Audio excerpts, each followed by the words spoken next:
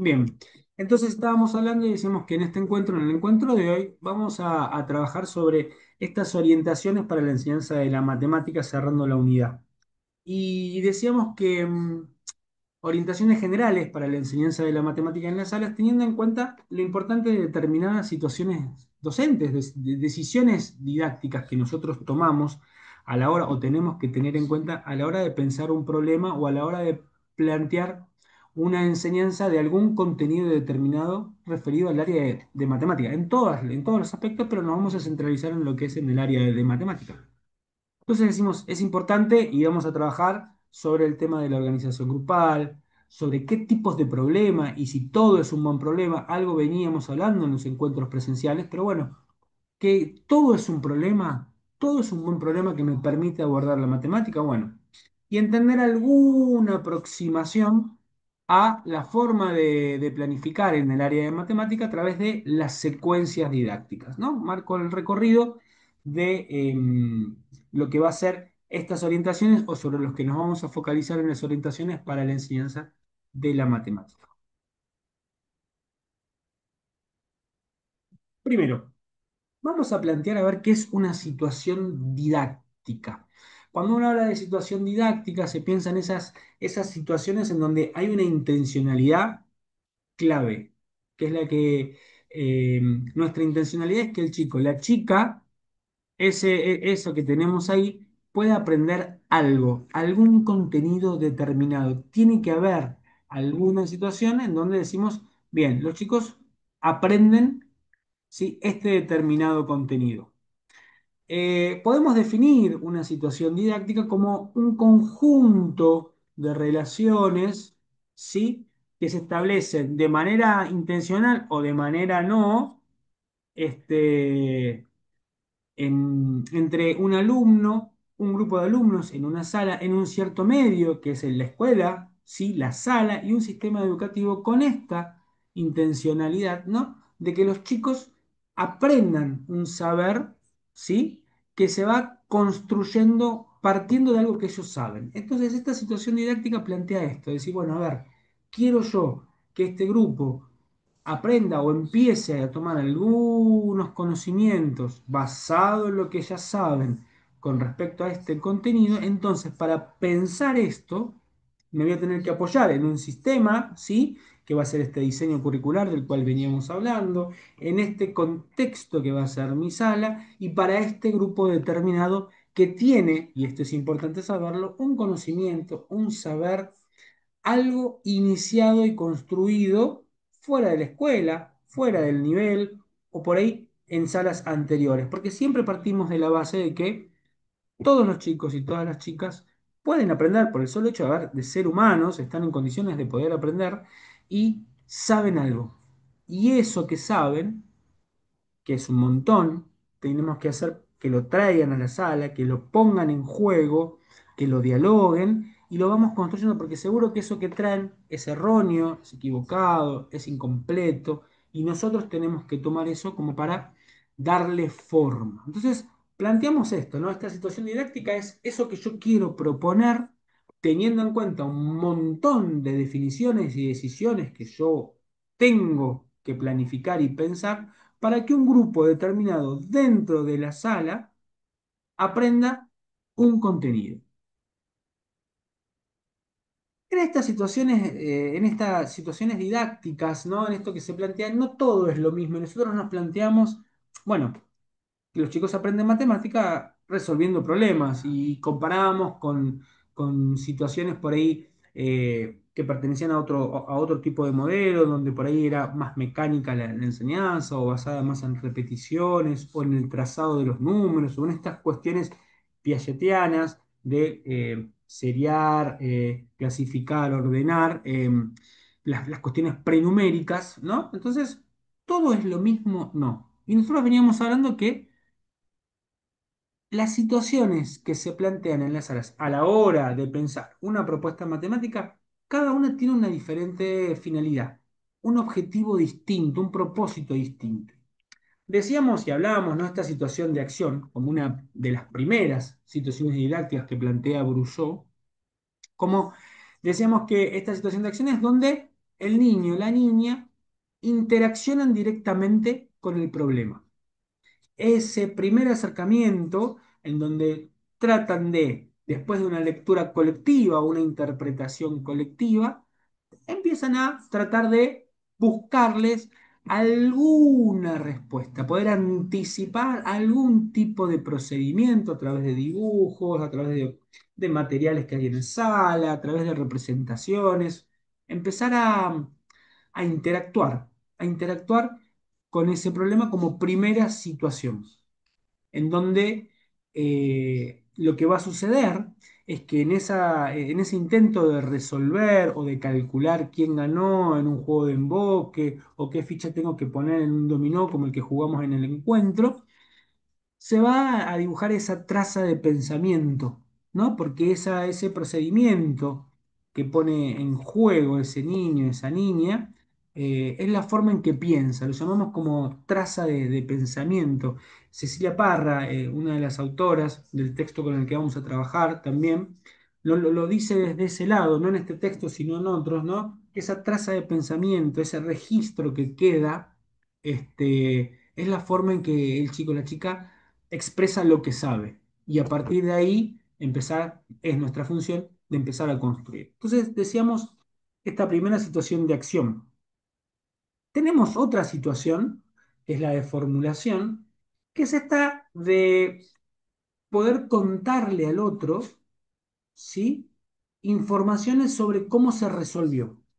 Cómo lo resolví, cómo lo pensé, tratar de compartir ese procedimiento que se construyó solo o en pequeños grupos y poder entender o que pueda expresar si esa traza, ese pensamiento, ese procedimiento y comunicarlo. Es eje en la comunicación. Esto que siempre decimos, bueno, ¿cómo sabes si ganaste o cómo podemos saber quién ganó? Y esto de contar, y yo conté y agarré las pelotas. Otros podrían decir, hice una tira, puse una pelota una al lado de la otra y empezar a trabajar estas cuestiones. Bueno, ese es el objetivo de esta segunda situación de formulación. Y tenemos la de la validación. Esto de poder eh, demostrar que esto que yo digo, que esto que yo pienso, que esto que yo creo que se resuelve de esta manera, es correcto. Y ahí se pone en juego también, a través de la comunicación, diferentes aspectos o diferentes estrategias como para decir, uy, sí, esto que pensé está bien o esto por ahí lo tengo que ajustar o lo tengo que revisar o le falta todavía una mirada un poco más profunda como para poder chequear y poder decir. Y corre después el lugar de la institucionalización, que lo veníamos diciendo como última, que está destinada hasta a establecer estas convenciones. este, Recuerdan que estas convenciones en el registro de clase que veíamos del sistema de numeración en torno al calendario, la maestra cuando agarra y escribe en ese afiche, en esa cartulina que la deja en un rincón de acuerdos matemáticos, dice, bueno, entonces para poder saber qué número qué número es, me puedo fijar en el anterior cuando completaban el calendario, o si yo sé que este es el 20, el número del día de la excursión, que es el 25, se lee o se dice 25. En donde el lugar donde el docente cobra un lugar fundamental y pone en palabras eso que los chicos pensaron y construyeron a lo largo de esos momentos de interacción con el problema. Rousseau hace una clasificación muy interesante sobre, si bien todos tienen una intencionalidad de que los chicos y las chicas aprendan algo, plantea como la situación de acción, formulación y validación como situaciones adidácticas, no didácticas, adidácticas, en donde el docente se corre de la situación y lo que hace es guiar y orientar sin dar pistas de resolución. Eh, Guiar y orientar como para que ellos, que cada uno piense, pero sin decir cómo se resuelve. Y sin, o por ahí sí poner en duda incluso a lo que está bien, porque eso ayuda a reafirmar ese procedimiento que utilizó, pero no se pone en el juego como para dar demasiadas pistas obvias sobre cuál sería la forma de resolverlo. Y sí, el momento de institucionalización es una situación didáctica porque el docente cobra un protagonismo en la sala, en ese momento en donde decimos, bueno, con todo esto podemos llegar a la conclusión de que para saber quién ganó en un juego de emboque, tenemos que contar. Y contamos agarrando de a una bola y diciendo uno, dos, tres, sucesivamente. Plantea este eje, Brousseau, como distintos tipos de situaciones que, así planteadas, uno podría llegar a pensar que son lineales. Una situación de acción, después otra de formulación, etcétera, pero no se van dando varias en diferentes momentos de esta secuencia. No es que con una de acción, una de formulación, una de validación y una de institucionalización ya ese saber va a estar construido, sino que tiene que haber varias situaciones de acción, formulación, de poner en palabras, de volver a resolver un problema, de volver a formular, de validar, de volver a resolver otro problema y de poder institucionalizar. Recuerden cuando jugamos a Carrera 20, en ese primer encuentro, el juego en Carrera 20 era una situación de acción. Cuando ustedes comunicaban las estrategias, era una situación de formulación. Cuando descubrieron el número que por ahí llegara al 17 era un secreto, querían validar eso, volvieron a jugar. Volvió a crearse una situación de acción y después entre grupos a volver, tratar de analizar esa estrategia y convencer al otro de que esa estrategia era la correcta. Después de haber jugado varias veces, porque jugamos carrera 20, carrera 30, carrera, bueno, un montón ya que no me acuerdo, después de todo eso, cuando nos dimos cuenta que convenía empezar por un número determinado, si es que convenía empezar, este, era la división, la cuenta, el cálculo que teníamos que hacer para poder saber si nos convenía o no convenía empezar y por qué número, ¿no? Entonces, con esto lo que yo les traigo como para que lo relacionen con la vivencia que tuvimos del juego Carrera 20, entender que no es una de cada una, que sino son varias que se van dando a través de una secuencia. Y esto sí es importante, ¿no? El poder decir, bueno, de acuerdo a cómo enseñamos, ¿sí? Va a ser el modelo que nosotros digamos. De acuerdo al lugar que le pongamos al problema, en esta relación entre alumno, docente y saber, es el modelo didáctico que vamos a llevar adelante. Uno podría decir, bueno, siempre hay un problema y por ahí el problema, esto como yo les decía, de dibujar el 6 y dibujar 6 manzanas y repetir el 6 varias veces, podría desde ese modelo plantearse un problema, pero el lugar que ocupa va a determinar un modelo didáctico. Si el problema por ahí pone en juego solo el conocimiento y el alumno con una postura más pasiva repite, decimos que el problema es un problema por ahí más para practicar, ¿no? Algo que yo enseñé, y hablamos de por ahí un modelo más normativo. Si por ahí la idea está planteada en esto de el saber y lo que se pone en juego, hablamos de otro tipo de problemas. ¿A qué me refiero con esto? Eh, por ejemplo, cuando el alumno tiene un rol activo que prueba, que ensaya, que investiga, que explora, que compara, discute, resuelve problemas con sus pares, es un rol totalmente activo donde lo que se pone en juego es ese conocimiento desde el conocimiento puro, ¿no? No nos vamos a detener en cosas por ahí que no tienen que ver con la matemática, pero sí adecuando los contenidos a las edades de los chicos y de las chicas, pero que donde el problema es el centro de la matemática, es el centro del modelo que nosotros vamos a privilegiar, un modelo más aproximativo, apropiativo, ¿no? Esta línea basada en la construcción de este saber matemático.